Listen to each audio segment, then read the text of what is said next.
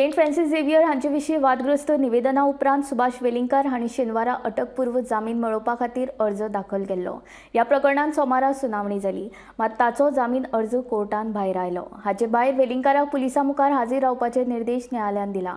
ताच्या वाडदिसाक न्यायालयान तांकां दपको दिलो। I would like to say Goa कोणाचे गोंयकारांचे ते प्रूव्ह जाला। आता जजान ऑर्डर पास केली आणि बाब सुभाष वेलिंगकराची जी बेल आशिल्ली आयज ती रिजेक्ट जाली। सो ताका it is denied, bail is denied and I guess now he has to be arrested. Only one thing I want to say, please आता तरी सरकारान ताका धरचो आणि हाडचो, ताका अरेस्ट करचो, ताका खंय लिपयला ताका हाडचो आणि घालचो। आणि लास्ट म्हणटा ते थँक्यू गोंयकारांनो, हे खंय तरी जावपाक जाय आशिल्लें। रिजल्ट मेळून तुमकां खंय तरी आतां बूस्ट येतले, कॉन्फिडन्स येतले आणि you all will be free end not having any fear and we'll be free from these fanatics. आणि ही जीत जावन आसा गोंयकारांची।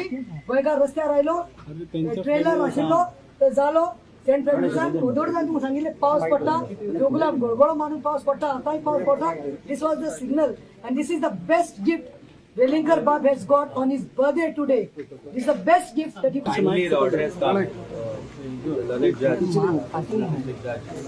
has dismissed the bail application filed by the applicant Bab, Ami Cruz Silva, Warren Alemao, and there was one more case. 4 interveners filed application for intervention.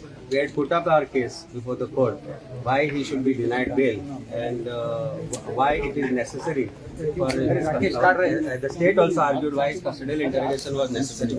And the court has considered and the order has been passed finally, where the bail application filed by Mr. Velikar has been dismissed.